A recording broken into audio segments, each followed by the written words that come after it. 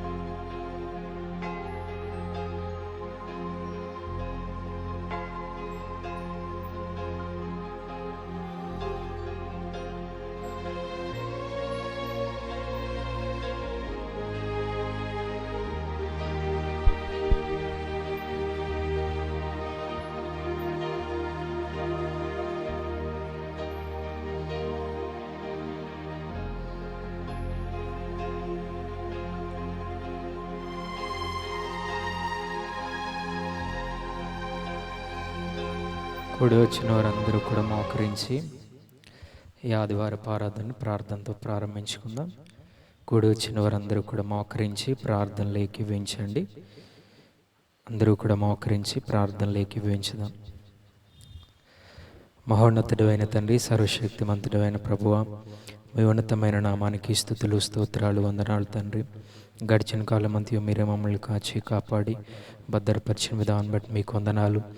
ఈ సాయంకాల సమయంలో మేమందరం కూడా ఏ విధంగా కూడి మిమ్మల్ని పాడి స్తుతించి ఆరాధించడానికి మీరు మాకు ఇచ్చిన అవకాశాన్ని బట్టి మీకు వందనాలు తండ్రి. ఈ సాయంకాలపు ఆరాధన ప్రార్థనతో ప్రారంభిస్తుండగా పాడే పాటల్లోనూ, ధ్యాన వాక్యాల్లోనూ, వాక్య పరిచయలోనూ మీ ఆత్మను తోడుగా ఉంచండి తండ్రి. ఉదయకాలం జరిగిన ఆరాధనలన్నీ కూడా మీ నా మహిమార్థమై జరిగించారు. అందుని బట్టి మీకు స్తోత్రాలు చెల్లించుకుంటూ ప్రతి విధమైన చీకటి శక్తులను యేసునామములో లయపరచమని, కూడికి ఆది నుంచి అంతవరకు మీ నామ మహిమార్థమై జరిగించమని యేసుక్రీస్తు శక్తి కలిగిన నామాన అడిగి ప్రార్థిస్తున్నాము తండ్రి. ఆమేన్.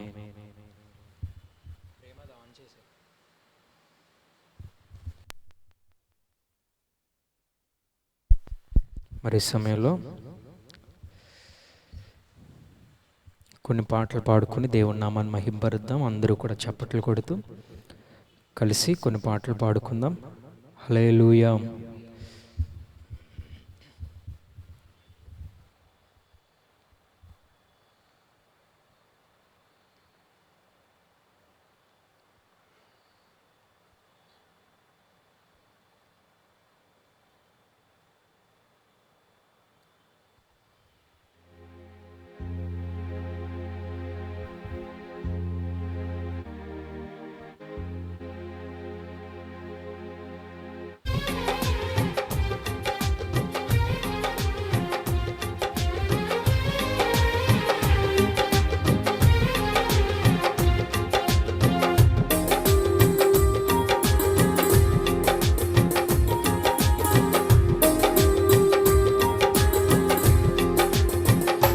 సుగుణాల సంపన్నుడా, స్తుతిగానాల వారసుడా, జీవింతును నిత్యము నీ నీడలో, ఆస్వాదింతును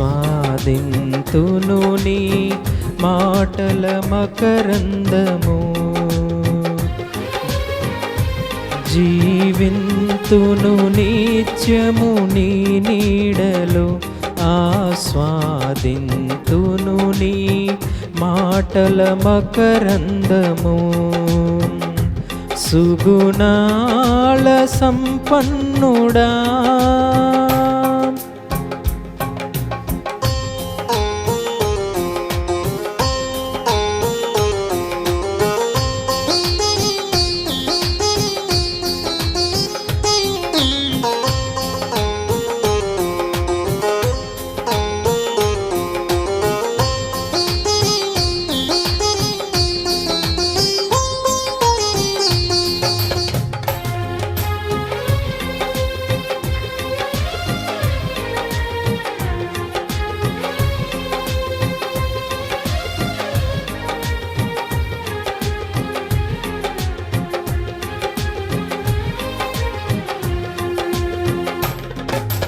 యేసయ్య నీతో జీవించగానే నా బ్రతుకు బ్రతుకుగా మారేనులే.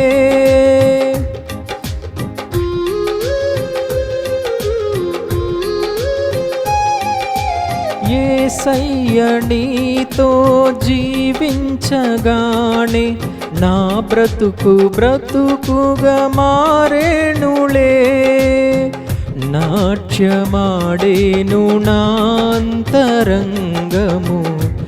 ఇది రక్షణానంద భాగ్యమే. నాట్యమాడేను నాంతరంగము, ఇది రక్షణానంద భాగ్యమే. సుగుణాల సంపన్నుడా, స్తుతిగానాల వారసుడా, జీవింతును నిత్యము నీ నీడలో, ఆస్వాదింతును నీ మాటల మకరందము. జీవింతును నిత్యము నీ నీడలో, ఆస్వాదింతును నీ మాటల మకరందము. సుగుణాల సంపన్నుడా,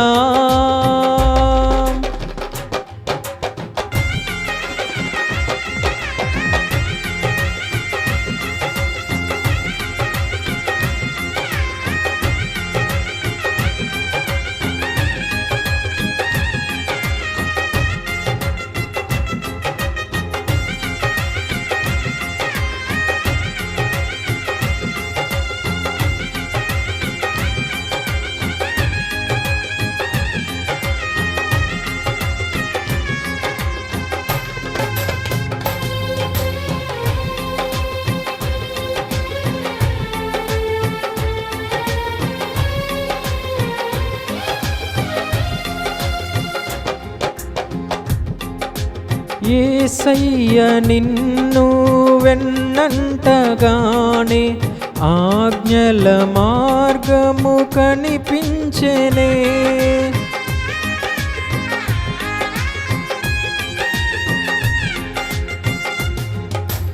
యేసయ్య నిన్ను వెన్నంటగానే ఆజ్ఞల మార్గము కనిపించెనే.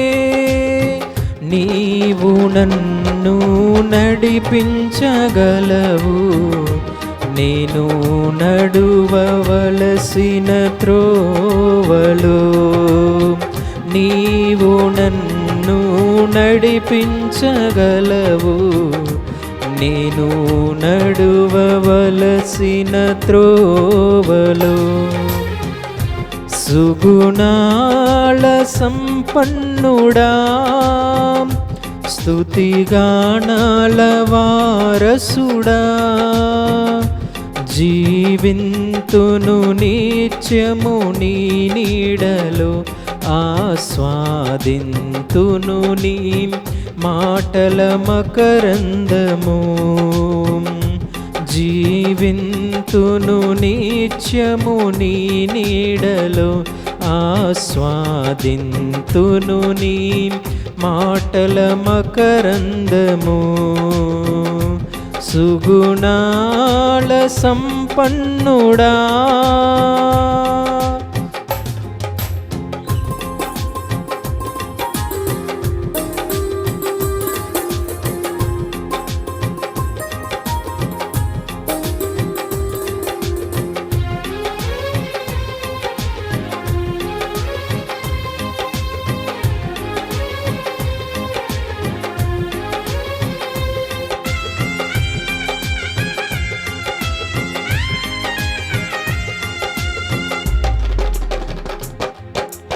యేసయ్య నీ కృప తలంచగానే నా శ్రమలు శ్రమలుగా అనిపించలేదే.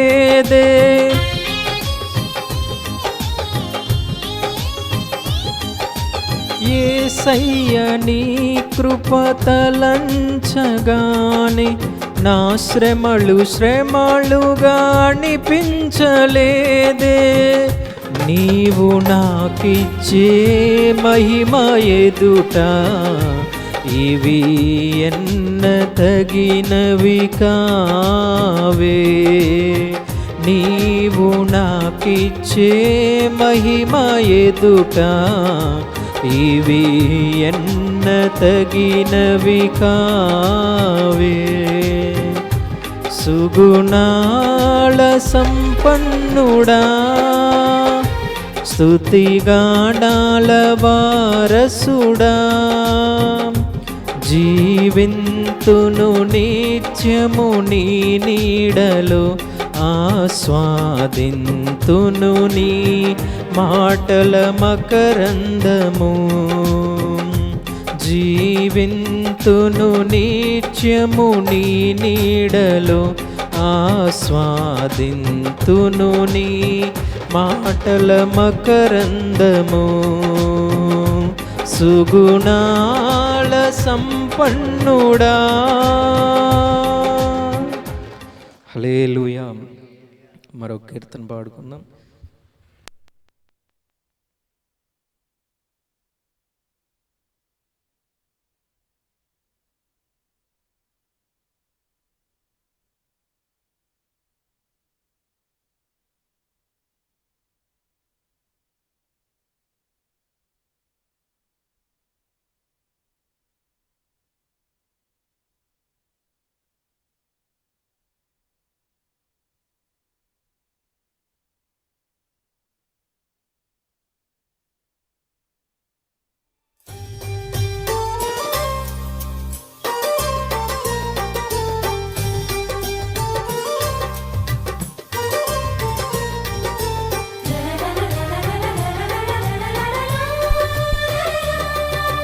కనురెప్ప పాటైన కనుమూయలేదు, ప్రేమ ప్రేమ ప్రేమ.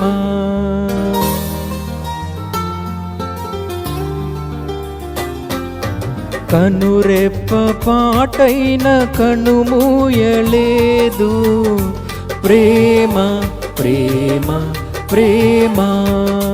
నిరుపేద స్థితిలోనూ నన్ను దాటిపోలేదు, ప్రేమ ప్రేమ ప్రేమ. పగలు రేయి పలుకరిస్తోంది, పరమును విడచి నన్ను వరించింది. పగలు రేయి పలుకరిస్తోంది, పరమును విడచి నన్ను వరించింది. కలవరిస్తోంది ప్రేమ,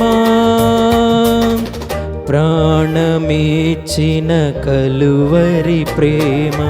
కనురెప్ప పాటైన కనుమూయలేదు, ప్రేమ ప్రేమ ప్రేమ.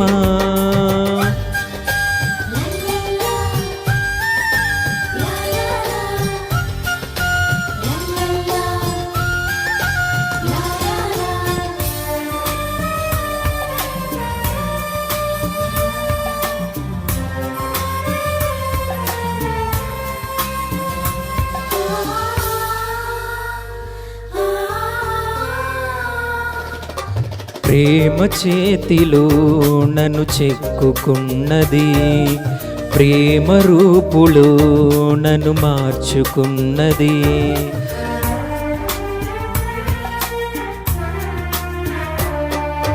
ప్రేమ చేతిలో నన్ను చెక్కుకున్నది, ప్రేమ రూపులో నన్ను మార్చుకున్నది. ప్రేమను మించిన దైవం లేదని, ప్రేమను కలిగి జీవించమని. ప్రేమను మించిన దైవం లేదని, ప్రేమను కలిగి జీవించమని ఎదురు చూస్తోంది ప్రేమ. కలవరిస్తోంది క్రీస్తు ప్రేమ, కనురెప్ప పాటైన కనుమూయలేదు. ప్రేమ ప్రేమ ప్రేమ.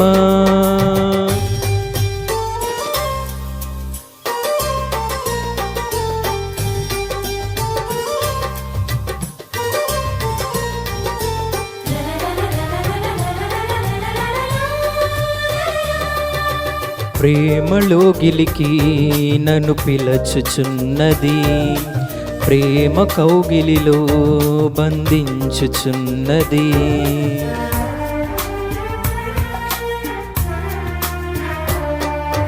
ప్రేమలో గిలికి నన్ను పిలచుచున్నది, ప్రేమ కౌగిలిలో బంధించుచున్నది. ప్రేమకు ప్రేమే తోడవుతుందని, ప్రేమకు సాటి లేనే లేదని, ప్రేమకు ప్రేమే తోడవుతుందని, ప్రేమకు సాటి లేనే లేదని పరవశిస్తోంది ప్రేమ. కలవరిస్తోంది క్రీస్తు ప్రేమ, కనురెప్ప పాటైన కనుమూయలేదు. ప్రేమ ప్రేమ ప్రేమ. నిరుపేద స్థితిలోను నన్ను దాటిపోలేదు. ప్రేమ ప్రేమ ప్రేమ. పగలూరేయి పలుకరిస్తోంది, పరమును విడచి నన్ను వరించింది. పగలూరేయి పలుకరిస్తోంది, పరమును విడచి నన్ను వరించింది.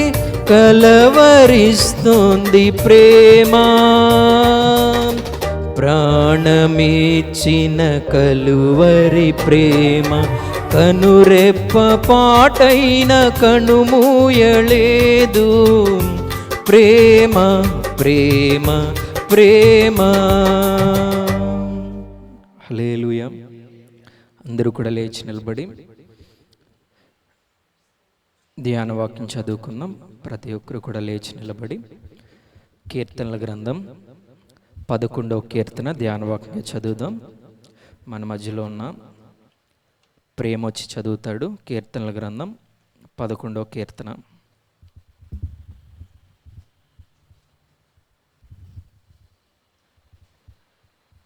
యెహోవా శరణజొచ్చి ఉన్నాడు, పక్షి వలె నీ కొండకు పారిపొమ్ము అని మీరు నాతో చెప్పుట ఎలా? దుష్టులు విల్లెకు పెట్టియున్నారు, చీకటిలో యథార్థ హృదయుల మీద వేయుటకై తమ బాణములు నారియందు సంధించి ఉన్నారు. పునాదులు పాడైపోగా నీతిమంతులు ఏమి చేయగలరు? యెహోవా తన పరిశుద్ధాలయములో ఉన్నాడు. యెహోవా సింహాసనము ఆకాశమందున్నది. ఆయన నరులను కన్నులారా చూచుచున్నాడు. తన కనుదృష్టి చేత ఆయన వారిని పరిశీలించుచున్నాడు. యెహోవా నీతిమంతులను పరిశీలించును, దుష్టులను బలాత్కార శక్తులను ఆయనకు అసహ్యులు. దుష్టుల మీద ఆయన ఊరులు కురిపించెను, అగ్నిగంధకములను వడగాలియు వారికి పానీయ భాగమగును. యెహోవా నీతిమంతుడు, ఆయన నీతిని ప్రేమించువాడు. యథార్థులు ఆయన ముఖదర్శనము చేసెదరు. ఈ చిన్న వాక్యం దేవుడి ఇంట్లో దీవించును గాక.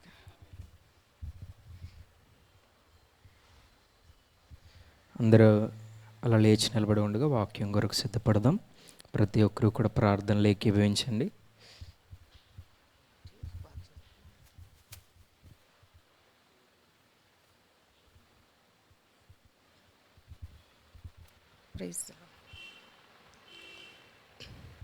Praise the Lord. హల్లెలూయా. స్తోత్రం. హల్లెలూయా. ప్రతి వారు కూడా ప్రార్థనలోకి వించుదామండి. స్తోత్రం స్తోత్రం స్తోత్రం స్తోత్రం. హల్లెలూయా హల్లెలూయా. సకల ఆశీర్వాదములకు కారణభూతుడు మా ప్రియమైన పరలోకపు తండ్రి, మీకు వందనాలయ్యా. అయ్యా, ఉదయకాల ఆరాధనలు మొదలుకొని సాయంకాలపు ఆరాధనల వరకు మీరు ఎంతగానో కృప చూపినందుకు వందనాలు అయ్యా. ఈ సాయంకాలపు ఆరాధనలో మా మధ్యకు మీరు వచ్చినందుకు స్తోత్రాలయ్యా. మీ వాగ్దానం మా పట్ల నెరవేర్చినందుకు స్తోత్రాలు. ఎందుకంటే 2-3 ఉన్న చోట నేను ఉంటానని వాగ్దానం చేశారు ప్రభా. మా మధ్యన మీరున్నారు, మాతో మీరున్నారు. అందుని బట్టి మిమ్మల్ని స్తుతించి, మిమ్మల్ని గణపరిచి, మిమ్మల్ని మహిమపరుస్తున్నాను ప్రభా. వచ్చిన బిడ్డలందరినీ కూడా మీ స్వాధీనంలో ఉంచండి. నిలబడి నన్ను బలపరచండి. నీ కృప మాకు తోడుగా ఉంచమని ఈ రాత్రి ఆరాధనలో మీరు నడిపిస్తున్నందుకు కృతజ్ఞతలు చెల్లిస్తూ, మా ప్రతి ఆరాధన మీకు అంగీకారంగా మార్చమని, మీరే మాతో మాట్లాడమని యేసునామమున ప్రార్థిస్తున్నాను తండ్రి. ఆమేన్. అందరూ కూర్చుందాం అమ్మా. Praise the Lord. Hallelujah. Bible గ్రంథం తెరచి 130వ కీర్తన గ్రంథం 130వ కీర్తన 6వ చరణాన్ని చదువుకుందామండి. 7వ చరణం. ఇశ్రాయేలు, యెహోవా మీద ఆశ పెట్టుకునుము, యెహోవా యొద్ద కృప దొరుకును, ఆయన యొద్ద సంపూర్ణ విమోచన దొరుకును. కొద్ది మాటలు మన వెనుకలో దేవుడు దీవించును గాక. ఆమేన్. ఈ సాయంకాలపు ఆరాధనకు వచ్చిన మనందరితో దేవుడు మాట్లాడుతున్న మాట ఏమనంటే, యెహోవా మీద ఆశ పెట్టుకోమన్నాడు అన్నమాట అండి. చాలామంది మనుషులు మనం ఏం చేస్తామంటే రకరకాల ఆశలు పెట్టుకుంటామట అండి. ఏం ఆశలు అంటే, ఏదైనా నాకు డబ్బు దొరికితే బాగుండని ఆశపడతాము, లేకపోతే ఏదైనా మంచిది ఏదైనా దొరికితే బాగుంటుందని చెప్పి చాలా మనుషులు లోకంలో ఉన్న వాటి మీద ఏం పెట్టుకుంటామంటే ఆశపడతా ఉంటామట అండి. కానీ లోకం మీద ఆశ పెట్టుకునేది ఏమవుతుందంటే కొంతకాలం ఉంటుంది, కొంతకాలము అది మనకు ఉండదన్నమాట అండి. అందుకే బైబిల్ చెప్తుంది, లోకము దాని ఆశలు ఏమైపోతాయి అంటే గతించిపోతాయి అని చెప్తున్నాడు అన్నమాట అండి. అందుకే ఇక్కడ దావీదు అంటున్నాడు, యాత్రా కీర్తన రాస్తూ అంటున్నాడు, మన ఆశ ఏమై ఉండాలంటే యెహోవా మీదే ఉండాలటండి. యెహోవా మీద ఆశ పెట్టుకున్నవాడి జీవితం ఇక ఎన్నడూ కూడా కదిలించబడదు. ఎందుకంటే యెహోవా యొద్ద ఏముందంటే కృప దొరుకుతుందంటండి. ఆయన యొద్ద సంపూర్ణ విమోచన దొరుకుతుంది అన్నమాట. దేవుని మీద ఆశ పెట్టుకున్న వారి జీవితాల్లో ధనం దొరుకుతుంది, డబ్బు దొరుకుతుంది అని చెప్పలేదండి. ఏం దొరుకుతుందని చెప్పాడంటే కృప దొరుకుతుంది అన్నాడు. రెండవది సంపూర్ణ విమోచన. ఎందుకంటే కృప ఎందుకో తెలుసా అండి, ఈ రోజున చాలామంది జీవితాల్లో, చాలామంది కుటుంబాల్లో ఏం లేదంటే నెమ్మది లేదు, సమాధానం లేదు, సంతోషం లేదు. పాపపు సంఖ్యల చేత బంధించబడి వారి జీవితంలో ఎటు వెళ్తున్నారో ఎటు పయనిస్తున్నారో కూడా ఎవరికి కూడా తెలియట్లేదు అన్నమాట అండి. ఆ తెలియని పరిస్థితుల్లో వారి జీవితంలో చాలా లోకాశల్లో గురైపోయి వారి బ్రతుకు అంతా కూడా ఏమైపోతుందంటే భయంకరమైన మరణానికి దారి తీస్తుందన్నమాట అండి. బైబిల్ అదే యాకోబు పత్రికలో 1వ అధ్యాయంలో చెప్తుందన్నమాట. దురాశ మరి గర్భం ధరించంట పాపము కనును, పాపం పరిపక్వమయ్యి మరణానికి అంటది అని చెప్పి రాయబడింది అన్నమాట. ఎందుకంటే మానవుడు పెట్టుకున్న ఆశలన్నీ దురాశలు మాట అండి. అందుకు దేవుని యొక్క కృపకు ఏమైపోతున్నాడంటే దూరం అయిపోతున్నాడు. ఈ పాపం వల్ల దేవుని కృపను ఏం చేసుకోలేకపోతున్నాడంటే పొందుకోలేకపోతున్నాడు. ఎందుకు ఈ పాపం అంటే దురాశ అతన్ని ఏం చేస్తుందంటే అనేక రకాల పాపం చేసే విధంగా చేస్తుందన్నమాట, పట్టుకుంటుందన్నమాట. అందుకు ఆ పాపం వల్ల అతని జీవితం ఏమైపోతుందంటే మరణం అయిపోతుంది అంటున్నాడు. అలా మరణం కాకుండా వారి జీవితంలో ఆ పాపంలో మరణించకుండా ఉండాలంటే బైబిల్ చెప్తున్న మాట, యెహోవా మీద ఆశ పెట్టుకో, అప్పుడు నీకేం దొరుకుతుందో తెలుసా, కృప దొరుకుతుంది. కృపే కాదు, దానితో పాటు దేవుని వద్ద ఏముందంటే సంపూర్ణ విమోచన దొరుకుతుందని చెప్తున్నాడు. అదే బైబిల్ చెప్తున్న మాట, దుప్పి నీటి వాగుల కొరకు ఆశపడినట్లు దేవా నా ప్రాణము నీ వాక్యము కొరకు ఏమవుతుందంటే ఆశపడుతుంది. ఎవరైతే దేవుని మీద ఆశ పెట్టుకుంటారో, వాక్యం మీద ఆశ పెట్టుకుంటారో, ప్రార్థన యందు ఆసక్తి కలిగి ప్రార్థన చేస్తారో వారి జీవితాల్లో ఏం దొరుకుతుందంటే దేవుని యొద్దున్న కృప దొరుకుతుంది అని చెప్తున్నాడు అన్నమాట. ఒకసారి ఒక రాజుగారి దగ్గర మరొక రాజుగారు ఏం చేశారంటే ఆ ఊళ్ళో ఉన్న పేదవాళ్ళందరికీ కూడా బియ్యం ప్యాకెట్లు ఇద్దామని చెప్పి మంత్రి గారితో దండోరా వేయించారన్నమాట అండి. వేయించినప్పుడు మంత్రి గారు ఆ దండోరా వేయించి, రాజుగారు పేదవారైన వారికి బియ్యం బ్యాగులు ఇస్తున్నారు కాబట్టి పేదవాళ్ళు అయిన వాళ్ళందరూ కూడా ఎక్కడికి రావాలంటే రాజుగారు ఆస్థానంలోకి రావాలని చెప్పి చాటింపు వేయించారంటండి. వేయించినప్పుడు పేదవాళ్ళు అందరూ కూడా ఏం చేశారంటే రాజుగారు ఆస్థానంలోకి వచ్చారు. వచ్చిన తర్వాత పేదవాళ్ళందరూ లైన్లో నిలబడితే వచ్చిన వారందరికీ ఒక్కొక్క బ్యాగ్ ఇస్తున్నారటండి, రైస్ బ్యాగు.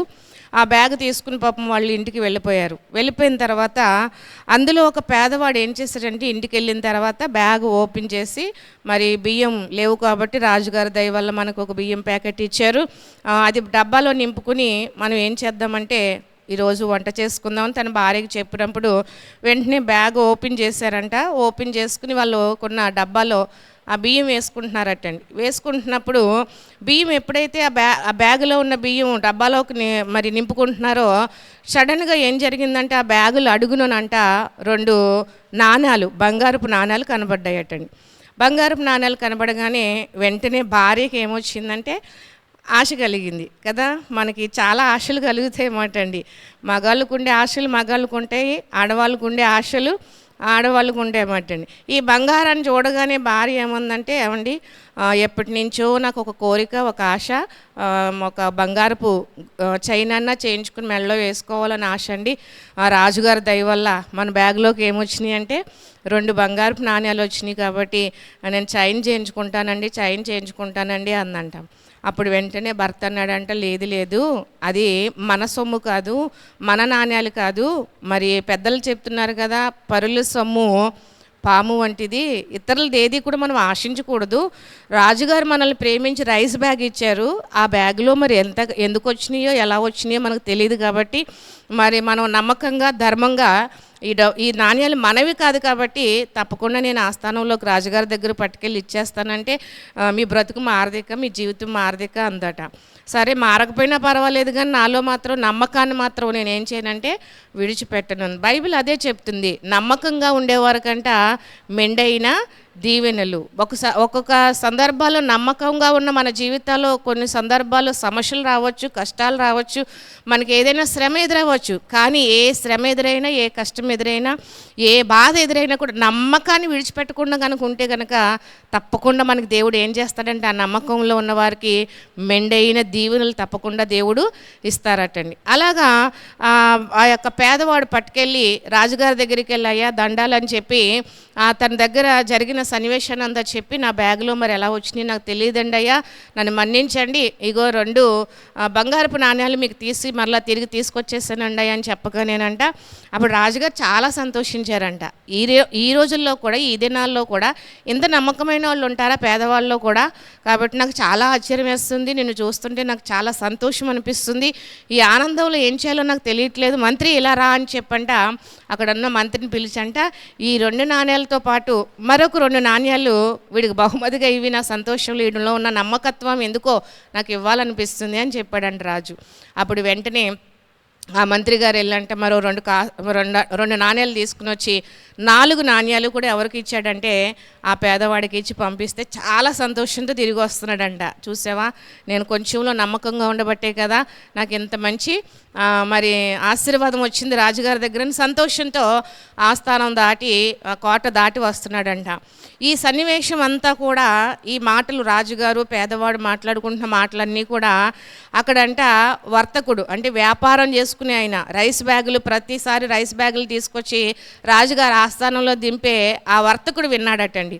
అప్పుడు ఇతనికి ఒక ఆశ కలిగిందంట, ఏంటి రాజుగారు వాడు 2 నాణ్యాలు తీసుకొస్తే మరలా తిరిగి ఏం చేశారు, 4 నాణ్యాలు ఇచ్చారు కదా, ఇదేదో బాగుంది అని చెప్పి ఇదేదో వ్యాపారం యొక్క మైండ్ సెట్ కదా, వెంటనే ఆలోచన కలిగి ఏం చేశాడంటే ఈ పేదవాడిని వెంబడించడం ప్రారంభించాడంట. వెళ్తున్నాడంట, పేదవాడి దగ్గరికి వెళ్ళి కలుసుకుని అన్నాడంట, ఏం బ్రదర్ నువ్వు తీసుకొచ్చిన 4 నాణ్యాలు నాకు ఇస్తే నీకు చాలా డబ్బులు ఇస్తాను అన్నాడంట. లేదండి అయ్యా, మా భార్య ఇందాకే 2 నాణ్యాల కోసం ఆశపడింది, చైన్ చేయించుకుంటానంది, కానీ నేను అన్నాను ఇది మంద కాదు రాజుగారిది అని చెప్పి రాజుగారి దగ్గరికి వస్తే ఆయన దయ వల్ల మరలా నాకు ఎన్ని వచ్చినాయి అంటే 4 నాణ్యాలు వచ్చినాయి, కాబట్టి నా భార్యకి గొలుసు చేయించాలి అన్నాడంట. గొలుసు చేయిస్తే ఏమొస్తుందయ్యా, చాలా తక్కువ అవుతుంది, నేను డబ్బులు ఇస్తాను, దీనికి డబుల్ ఇస్తాను, ఒక్కొక్క నాణ్యానికి 10,000 అనుకోండి, 20,000 ఇస్తాను, కాబట్టి నువ్వు తప్పకుండా నాకే అమ్మాలి అంటే ఆ బంగారపు షాపు ఆయన దగ్గరికి వెళ్ళి అడిగితే దీనికి 10,000 వస్తాయి అన్నాడంట. లేదు లేదు నేను 20,000 ఇస్తాను అన్నాడంటే వర్తకుడు. అప్పుడు వెంటనే 4 నాణ్యాలు 4 రొళ్ళు 80,000కి ఏం చేశాడంటే ఈ వర్తకుడికి అమ్మేశాడనమాట అండి. చక్కగా ఇతను ఏం చేశాడంటే ఈ 80,000 రూపాయలు పట్టుకుని వెళ్ళాడు. తనకు కావలసిన భార్యకు కావలసిన వస్తువు ఏదో చేయించాడు, మిగతా డబ్బులతో చక్కగా పనులు ఏవో చేసుకున్నాడు. మొత్తం మీద హ్యాపీగా ఉన్నాడు, డబ్బులు పట్టుకెళ్ళినాడు. ఈ 4 నాణ్యాలు తీసుకున్న వర్తకుడు అంటే వ్యాపారస్తుడు ఉన్నాడు కదండి, ఈయనకి రోజు మరి ఆస్థానంలోకి రైస్ బ్యాగులు తీసుకెళ్ళాలి కదా. అలా బ్యాగులు తీసుకెళ్తున్నప్పుడు ఒక రైస్ బ్యాగులో ఏం చేశాడంటే ఈ 4 నాణ్యాలు వేశాడటండి. 4 నాణ్యాలు వేసి ఆ పట్టుకెళ్ళిన ఆ నాణ్యాల బ్యాగ్ని నేను ఒక బ్యాగ్ తీసుకుంటున్నాను అంటే సర్లే తీసుకోరా అన్నాడంట రాజుగారు. తీసుకున్నప్పుడు ఆ బ్యాగ్ పట్టుకెళ్ళండి మరలా తిరిగి వెనక పట్టుకొచ్చాడంట. అయ్యా పొరపాటు అయిపోయింది, మరి ఈ బ్యాగ్లో ఎవరో 4 నాణ్యాలు వేసేసారండి, నేను తెలియకుండా చూడకుండా పట్టుకెళ్ళిపోయానండి అన్నాడంట. అప్పుడు అతను ఎలా వచ్చాడంటే ఆ వర్తకుడు వచ్చేటప్పుడు రాజుగారి దగ్గరికి ఎలా వచ్చాడంటే చాలా పేదవాడుగా వచ్చాడంటండి. ఆ బట్టలన్నీ కూడా చేంజ్ చేసుకున్నంట పేద స్థితిలో వచ్చాడంట, చాలా దీనస్థితిలో వచ్చాడంట. దీనస్థితిలో వచ్చే ఆ బ్యాగ్ను మోసుకుని వచ్చాడంట. అందులో ఉన్న నాణ్యాలు చూపించాడట. ఇందులో మరి ఎవరేస్తారో నాకు తెలియదండి, అయ్యా ఈ 4 నాణ్యాలు నావి కదండి అంటే రాజుగారు అక్కడ తీక్షణంగా చూస్తున్నాడంట. అతని కళ్ళు, అతని మొహము, అతని మాట తీరు అన్నీ అతను పరీక్షిస్తున్నాడంట రాజుగారు. పరీక్షిస్తున్నప్పుడు అతనికి రాజుకు డౌట్ వచ్చిందంట, అనుమానం వచ్చిందంట. ఏంటి ఈ మొహం ఎక్కడో చూసినట్లుగా ఉంది, ఎక్కడో చూశాను మొత్తం మీద అని చెప్పి అలా తీక్షణంగా చూస్తుంటానంట. 2 రోజుల క్రితమే ఆ వర్తకుడు ఆస్థానంలోకి ఏం తీసుకొచ్చినాడంటే రైస్ బ్యాగులు తెచ్చినాడటండి. అప్పుడు రాజుకి బాగా జ్ఞాపకం వచ్చంట. మంత్రి అన్నాడంట. ఇతను హృదయంలో సంతోషం ఎక్కువైపోయిందంట. ఎందుకంటే 2 రోజుల క్రితమే పేదవాడి గురించి కూడా అలానే పిలిచాడు కదా. అప్పుడు సంతోషం ఎక్కువైపోయంట. మంత్రిని పిలిచి అన్నాడంటే, రే చూసావా ఈ రోజుల్లో ఎంత నమ్మకంగా తీసుకొస్తున్నారో, ఎవరైనా ఉన్నారా ఇంత నమ్మకస్తులు? 4 నాణ్యాలు బ్యాగులో పెట్టేశారు, మీకు అసలు మత్తు ఉందా లేదా, బుద్ధి ఉందా, జ్ఞానం లేదా, బుద్ధి లేదా అని చెప్పండి. మంత్రి 4 చివాట్లు పెట్టండి, 4 నాణ్యాలు తీసుకుని నీకు థ్యాంక్స్ అబ్బాయి, నీకు కృతజ్ఞతలు, ఎందుకంటే 4 నాణ్యాలు కూడా నువ్వు చక్కగా నమ్మకంగా అమ్ముకోకుండా దాచుకోకుండా ఏం చేసావు, తీసుకొచ్చి నాకు ఇచ్చేసినందుకు చాలా థ్యాంక్స్ అని చెప్పంట. 4 నాణ్యాలు పట్టుకెళ్ళి మంత్రి గారిని ఖజానా బ్యాగ్ ఆ యొక్క డబ్బాలో వేసి తాళం వేసేయమన్నాడంట. అప్పుడు ఇతని ఆశ కాస్త ఏమైపోయిందంటే నిరాశ అయిపోయిందంట. అందుకే చెప్తారు కదా ఏమని అంటే దురాశ దుఃఖానికి చేటు. అందంగా అమ్ముకున్నాడు, అందంగా తీసుకుని వెళ్ళి ఏదో ఒకటి చేసుకోకుండా మరలా తిరిగి అనుకున్నాడు అంటే 4 నాణ్యాలకి రాజుగారు నాకు ఏమి ఇచ్చేస్తారు, 4 అడ్వాన్స్గా ఇచ్చేస్తారు. అక్కడ నాకు అప్పుడు ఈ పేదవాడిని మోసం చేసినట్టు ఉంటుంది, రాజును కూడా మోసం చేసినట్టు ఉంటుంది అని చెప్పండి. దురాశతో వెళ్ళి సంపాదించుదాం అనుకున్నాడు, కానీ అతని జీవితంలో ఆ దురాశ ఏం చేసిందంటే చివరికి దుఃఖంగానే అటు డబ్బులు పోయినాయి, ఇటు నాణ్యాలు కూడా పోయినాయన్నమాట. అందుకే బైబిల్ చెప్తుంది దురాశ ఏం చేస్తుందంట, మరి పాపమును కనగనంట, పాపం పరిపక్వమై మరణాన్ని కంటదంట. అందుకే మానవుడు దురాశకి, అత్యాశకి, లోకాశలకి అంటే శరీరాశకి, నేత్రాశకి, జీవబుడంబానికి పరిగెడితే అతని జీవితంలో అంతా కూడా నష్టమే తప్ప లాభం అనేది దొరకదన్నమాట అండి. ఎలీషా దగ్గర గెహాజీ అనే వ్యక్తి ఉన్నాడనమాట. అతనికి ఎంత ఆశ కలిగిందంటే నయమాన్ దగ్గర ఉన్న ధనాన్ని, బంగారాన్ని, విలువైన వస్తువుల్ని ఎలీషా వద్దనుకుంటే గెహాజీ ఏం చేస్తాడో తెలుసా, ఆశపడి పరిగెట్టుకెళ్ళాడండి. ఏం సంపాదించుకుందామని, నయమాన్ దగ్గర ఉన్న ధనాన్ని, ఆ విలువైనవన్నీ కూడా తెచ్చుకుందామని పరిగెట్టాడు. అప్పుడు వెంటనే ఆ నయమాన్ దగ్గర ఉన్నవన్నీ కూడా తీసుకుని వెళ్తున్నప్పుడు, అయ్యా ఇందాక వద్దన్నారు కదా మరి పాస్టర్ గారు ఎలీషా గారు అంటే అతను అన్నాడు, ఇప్పుడేనండి జస్ట్ ఎవరు వచ్చారంటే ఆయన దగ్గరికి బంధువులు వచ్చారు, అందుకే మీ దగ్గర ఉన్న ఈ విలువైనవన్నీ పట్టుకురమ్మన్నారని చెప్పినప్పుడు వెంటనే ఆ నయమాన్ ఏం చేశాడంటే నమ్మి ఆ డబ్బునంతా, ఆ ధనాన్నంతా కూడా, బంగారం అంతా కూడా మరి గెహాజీకి ఇచ్చేసాడటండి. అవి పట్టుకుని వచ్చేసి ఎవరికి తెలియదు అన్నట్టుగా తను దాచిపెట్టుకుని చేతులు దులుపుకుని వచ్చి ఎలీషా దగ్గర నిలబడితే ఎలీషా చెప్తాడు, గెహాజీ ఎక్కడికి వెళ్ళావంటే నేను ఎక్కడికి వెళ్ళలేదండి అయ్యా అన్నాడనమాట. అక్కడ అబద్ధం ఆడాడు, ఇక్కడ అబద్ధం ఆడాడు. ఎందుకంటే తన దురాశ ఏమాడిస్తుందంటే అబద్ధాన్ని ఆడిస్తుంది. ఆ అబద్ధము ఒక పాపంగా మారి తన జీవితంలో ఏం సంపాదించుకున్నాడంటే, నేను దాచుకున్నాను సంపాదించుకున్నాను అనుకున్నాడు. కానీ ఎలీషా అంటారు అక్కడ, నా ఆత్మ నీతో కూడా రాలేదా? ఆ నయమాన్ దగ్గర తీసుకున్న ధనాన్ని నేను చూడలేదు అనుకుంటున్నావా? నా ఆత్మ నీతో కూడా వచ్చింది అని చెప్పంట.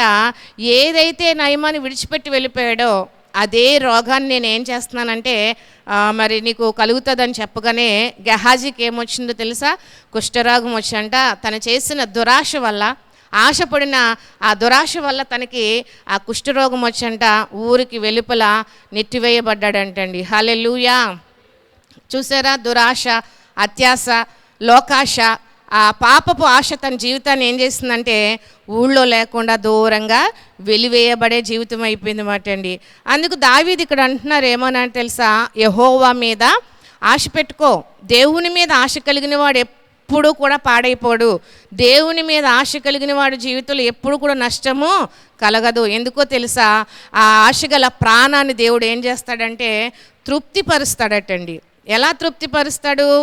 ఆయన వాక్యంతో మనం ఏం చేయగలమంటే తృప్తి కలిగి ఉండగలమాట అండి. ఆయన వాక్యం మనకి ఏమిస్తుందో తెలుసా? ఆయన వాక్యం మీద ఆశ పెట్టుకున్న వారికి నెమ్మది దొరుకుతుంది అంటండి. ఆయన వాక్యం మీద ఆశ పెట్టుకున్న వారికి బ్రతుకుతారటండి. అందుకే దావీదు అంటున్నాడు, యెహోవా మీద ఆశ పెట్టుకో, అప్పుడు ఆయన దగ్గర నీకు ఏం దొరుకుతుందంటే కృప దొరుకుతుంది, సంపూర్ణ విమోచన దొరుకుతుంది. చాలాసార్లు మనం కూడా వాళ్ళ మీద వీళ్ళ మీద ఆశ పెట్టుకుంటాం, ఏదో దొరుకుతుంది అని చెప్పేసి, కానీ ఏమీ కూడా దొరకదన్నమాట అండి. ఒక తల్లి దగ్గర బిడ్డ ఏం ఆశపడుతుందో తెలుసా?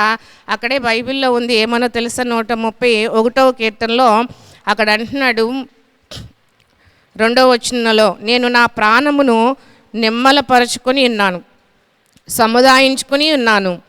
చనుపాలు విడిచిన పిల్ల తన తల్లి యొద్దనున్నట్లు, చనుపాలు విడిచిన పిల్ల ఉన్నట్లు నా ప్రాణము నా యొద్ద నున్నది. ఇశ్రాయేలు, ఇది మొదలుకొని నిత్యము యెహోవా మీదనే ఆశ పెట్టుకో.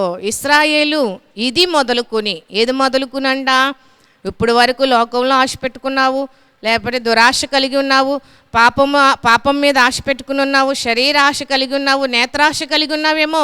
వాటి వల్ల నీ జీవితంలో నష్టమే తప్ప, నీ జీవితంలో నెమ్మదిని కోల్పోవటమే తప్ప, సమాధానాన్ని పోగొట్టుకోవటమే తప్ప ఏది కూడా నువ్వు పొందుకోలేదు. కాబట్టి ఇశ్రాయేలు, ఇది మొదలుకొని నిత్యము యెహోవా మీదనే ఆశ పెట్టుకో. ఎందుకు యెహోవా మీద ఆశ పెట్టుకోవాలి?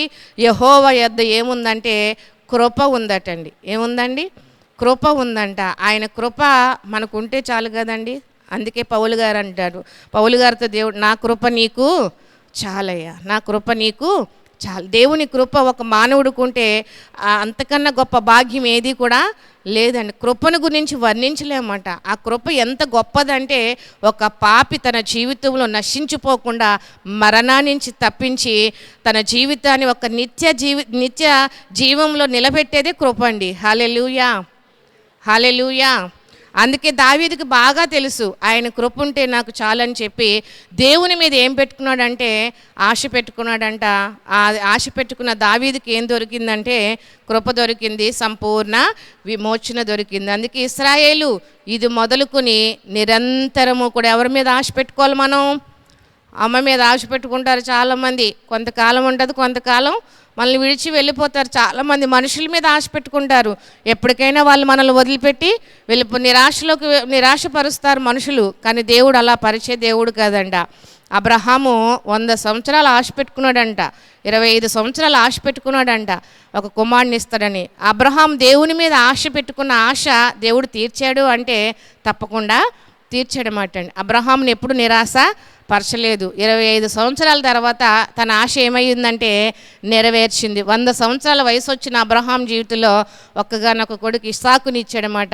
ఆ ఆశ ఎలా మారిందంటే తనకి ఒక సంతోషంగా మారింది. ఇస్సాకు అనే మాటకు అర్థం ఏంటంటే నవ్వు అని అర్థం మాట అండి. ఇప్పుడు 25 సంవత్సరాలు ఆశపడిన ఆ ప్రాణాన్ని దేవుడు ఎలా తృప్తిపరిచాడు తెలుసా?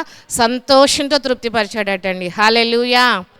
అలాగే ఈ సాయంకాలపు ఆరాధనకు వచ్చిన మన జీవితంలో చాలా ఆశలు ఉంటాయి, చాలా కోరికలు ఉంటాయి. కానీ మనలో ఆశ కలిగేది ఎవరి మీద అంటే దేవుని మీదే ఆశ పెట్టుకోవాలి.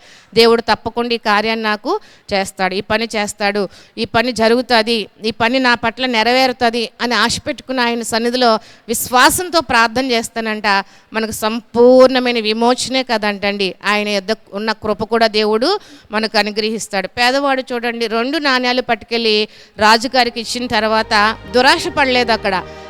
అక్కడ తన జీవితంలో అత్యాశ పడలేదు. ఇది మనది కాదు అని చెప్పి ఇచ్చేశాడు. ఆ రాజుగారు తిరిగి మరలా ఏమిచ్చాడో తెలుసా అండి? ఏమిచ్చాడో తెలుసా? ఆ భార్య ఆశించినట్లుగా తన మనసులో కూడా నేను కూడా నా భార్యకి ఏం చేయలేకపోతున్నానని కుమిలిపోయినప్పటికీ కూడా మరలా తిరిగి అతని చేతికి ఎంత వచ్చిందంటే 4 నాణ్యాలు అతని చేతికి తిరిగి ఆ రాజుగారు ఇవ్వగలిగారన్నమాట అండి. అలాగే ఈ సాయంకాలపు ఆరాధనకు వచ్చిన మన జీవితంలో కూడా మన రారాజు అయిన యేసు మీద ఆశ పెట్టుకుంటే గనక, ఆయన మీద కూడా మనం కూడా మరి ఆశ కలిగి ఉంటే గనక, ఆశ ఆయనే సమస్తం అని చెప్పి నీవే నా ఆశ అని చెప్పి ఆయన సన్నిధిలో మనం ప్రార్థన చేస్తానంట మనకి ఏది కావాలో అది దేవుడు తప్పకుండా నమ్మకంగా ఉన్న వారికి మెండైన దీవులను దేవుడు ఇచ్చినట్లుగా ఆశ కలిగిన ప్రాణాన్ని దేవుడు ఏం చేస్తాడంటే సంపూర్ణంగా తృప్తిపరుస్తాడనమాట అండి. సంపూర్ణంగా తృప్తిపరుస్తాడనమాట అండి. అక్కడ అందరూ కూడా ఆకలితో ఉన్నారండి. ఆ కొండ మీద అందరూ కూడా ఆకలితో ఉన్నారు. ఆకలి కలిగిన వారి యొక్క ఆకలిని దేవుడు చూసంటే వాళ్ళ ఆశగల ప్రాణాన్ని తృప్తిపరచాలని చెప్పండి. ఆకలి వేస్తుంది అనుకున్నారు. అక్కడ ఆహారం ఏమి ఉండదు కొండ మీద. కానీ ఆ 2 రొట్టెలు 5 రొట్టెలు 2 చేపలు వారికి ఎలా తృప్తిగా తీర్చబడినాయి తెలుసా? వాళ్ళ ఆకలి తీరేంత వరకు కూడా తృప్తినిచ్చినాయి అంటండి. అందరూ కూడా తినగా ఇక ఎంతంటండి 12 గంపలు మిగిలినాయి అంటండి. దేవుడి మీద ఆశ కలిగిన వారు, దేవుని మీద ఆశ కలిగి ప్రార్థన చేసిన వారు, ఆశ కలిగి దేవుడిని అడిగిన వారికి సంపూర్ణమైన తృప్తిని దేవుడు ఇస్తాడండి. ఈ సాయంకాలపు ఆరాధనకు వచ్చిన మన జీవితంలో ఏది ఆశపడుతున్నారో, బిడ్డల కొరక, ఉద్యోగం కొరక, ఆరోగ్యం కొరక ఏది పొందుకోవాలని ఆశపడుతున్నారో అది మన జీవితంలో జరగాలి అంటే అది ఎవరి మీద, డబ్బు మీద, లోకం మీద, శరీర ఆశల మీద కదని మనం పెట్టుకోవాల్సింది. ఎవరి మీద పెట్టుకోవాలంటే ఆశ యెహోవా మీదే ఆశ పెట్టుకుంటేనంట ఆయన యొద్ద కృప దొరుకుతుందంట. సంపూర్ణ విమోచన దేవుడు మనకి ఇస్తానంటున్నాడు. అట్టి కృప దేవుడు మనకు అనుగ్రహించును గాక. ఆమేన్. ప్రార్థన చేసుకుందామండి. అందరూ కూడా 1 నిమిషం హృదయపూర్వకంగా ప్రార్థన చేసుకుందాం. దేవుని మీద ఆశ పెట్టుకుని వచ్చిన వారి జీవితాలను దేవుడు ఎప్పుడు కూడా నిరాశపరచడండి. ఆశగల ప్రాణాన్ని ఆయన తృప్తిపరుస్తాడు. దావీదు అంటున్నాడు, దుప్పి నీటి వాగుల కొరకు ఆశపడినట్లుగా దేవా నా ప్రాణము నీ వాక్యము కొరకు ఆశపడుతుంది అంటున్నాడు. ఈ సాయంకాలపు ఆరాధనకి దేవుని మాటలు వినడానికి వచ్చే ఆసక్తితో విని వెళ్తున్న మన జీవితంలో మన హృదయంలో ఉన్న ఆశను కూడా దేవుడు చూస్తున్నాడు. మన హృదయంలో ఉన్న కోరికను కూడా దేవుడు చూస్తున్నాడు. ఏదైతే పొందుకోవాలని ఆశపడుతున్నారో, ఏదైతే కలగాలని ఆశపడుతున్నారో, మీ బిడ్డల పట్ల ఏదైతే జరగాలని ఆశ కలిగి ఉన్నారో అది యెహోవా మీద పెట్టుకుంటే గనక ఆ ఆశని దేవుడు ఏం చేస్తానంటున్నాడంటే కృపగా మారుస్తానంటున్నాడు. సంపూర్ణ విమోచన మీకు దొరికేటట్టు చేస్తానంటున్నాడు. ఆశగల ప్రాణాన్ని తృప్తిపరిచి ఆయన పంపించబోతున్నాడు. దురాశ మాత్రం పాపమ్మను కంటదంట. పాపం పరిపక్వమయ్యి మరణాన్ని దారితీస్తుందండి. అలాంటి దురాశలు మనకొద్దు కానీ, అత్యాశలు మనకొద్దు కానీ, లోకాశలు లోకము దాని ఆశలు గతించిపోయేవి మనకొద్దు కానీ దేవుని మీదే ఆశ పెట్టుకుందాం. ఆయనే సమస్తము చేయగలడని మనం నమ్ముదాం. నమ్మిన వారికి ఆయన మెండైన దీవెనలు ఇవ్వడానికి సిద్ధంగా ఉన్నాడు. ఆశీర్వదించడానికి సిద్ధంగా ఉన్నాడు. ఈ రాత్రి అది మనం పొందుకుని వెళ్దాం. ప్రతి వారు తీర్మానం చేసుకుంటే, అయ్యా నీ మీదే ఆశ కలిగిన వచ్చానయ్యా, నీవు తప్ప నాకు ఇంకెవరూ సహాయం చేసేవారు లేరయ్యా, నీవు తప్ప నా జీవితాన్ని, నా కుటుంబాన్ని, నా పరిస్థితులు మార్చేవారే లేరేసయ్యా, నా బ్రతుకుని బాగు చేసేవారే లేరయ్యా, నా అవసరతలు తీర్చేవారే లేరేసయ్యా, నీ మీదే ఆశ కలిగి ఉన్నానయ్యా, తప్పక నాకు సహాయం చేయండి అయ్యా, నువ్వు చేయగల దేవుడు అని నేను నమ్మి నీ విశ్వసించి నీ సన్నిధికి వచ్చి నాకు సహాయం చేయి ప్రభు అని చెప్పి ప్రార్థన చేసుకుందామండి. సకల ఆశీర్వాదములకు కారణభూతుడు మా ప్రియమైన తండ్రి మీకు వందనాలయ్యా. ఈ సాయంకాలపు ఆరాధనలో కొన్ని నిమిషాలు మీరు మాతో మాట్లాడడానికి ఇష్టపడినందుకు వందనాలు. ఈ రాత్రి ఎవరైతే నిరాశలో ఉండి అయ్యా ఇదిగో ప్రభా ఆయా రకాల ఆశలు కలిగి మా జీవితాల్లో అంతా కూడా అయ్యా శూన్యంగా మిగిలిపోయిందేమో ప్రభా, ఆశపడి ప్రభా పరుగులెట్టేమేమో ప్రభా, కానీ ఈ రాత్రి మేము నీ మీద ఆశ కలిగి ప్రార్థన చేస్తున్నామయ్యా. విశ్వసించి నమ్మకం కలిగి ప్రార్థన చేస్తున్నాం. ఏదైతే మేము కోల్పోయామో ప్రభా, మా జీవితాలు ఏదైతే తృప్తి లేకుండా అయిపోయిందో ప్రభా, నీ మీద ఆశ కలిగి వెళ్తున్నామయ్యా. నీ మీదే నమ్మకం కలిగి వెళ్తున్నామయ్యా. నీ కృప మాకు అనుగ్రహించండి. నీ సంపూర్ణ విమోచన మాకు దయచేయండి. మా పట్ల, మా కుటుంబం పట్ల, బిడ్డల పట్ల అటు దీవెన మాకు అనుగ్రహించండి. నీ ఆశీర్వాదాన్ని మెండుగా మాకు అనుగ్రహించమని, నీ సహాయాన్ని మాకు అందించండి. ఈ మాటలు విన్న ప్రతి బిడ్డ యొక్క ఆశని కూడా మీరు తీర్చండి. ఎవరైతే ఆశ కలిగి వచ్చారో ఆ ఆశని ప్రభా, వారి జీవితాల్లో ఏదైతే ఆశిస్తున్నారో, ఏదైతే పొందుకోవాలనుకుంటున్నారో అది పొందుకోనివ్వకుండా చేస్తున్న అపవాది తంత్రాలు లైన్ చేసినైనా వారి కుటుంబాల్లో వారి పట్ల కూడా అటు కృపని, అటు కార్యాన్ని మీరు జరిగించి నీ దీవెని వారికి అనుగ్రహించమని, వచ్చిన పురుషుల్ని, స్త్రీలని, చిన్న బిడ్డలు, యవనస్తులందరినీ కూడా ఆశీర్వదించి బలపరచమని, ఈ పరిచర్య నానాటికి విస్తరింప చేయమని, నీ సన్నిధే మాకు ఎల్లప్పుడూ తోడుగా రమ్మని సమస్తం మీ చేతులకు అప్పగించుకుంటూ నజరేయుడైన యేసుక్రీస్తు నామమున అడిగి ప్రార్థన చేసుకుంటున్నాం తండ్రి. ఆమేన్. యేసు రక్తమే జయం, ప్రవేశ రక్తమే జయం, ప్రవేశనామ సంపూర్ణ విజయం, అపవాది క్రియలకనంత నాశనం కలుగును గాక. ఆమేన్, ఆమేన్, ఆమేన్. దేవుని కృప మనందరి కుటుంబాలకి తోడేచ్చును గాక. ఆమేన్. అందరికీ వందనాలండి. Praise the Lord. హల్లెలూయా. ఒక మనవండి, వచ్చే బుధవారం వాడపిల్లిలో, పెద్దవాడిపిల్లిలో తైలాభిషేక ఆరాధన జరుగుతుందండి. కాబట్టి మీ అందరికీ కూడా ప్రేమపూర్వకమైన ఆహ్వానాన్ని పలుకుతున్నాం. ఈ మాటలు వింటున్న ప్రతి వారు కూడా పెద్దవాడిపల్లి కాబట్టి యేసుకృపా సన్నిధిలో తైలాభిషేక ఆరాధన జరుగుతుంది. అందరికీ కూడా ఆహ్వానం. దేవుని కృప మనకు తోడేచ్చునుగాక. ఆమేన్.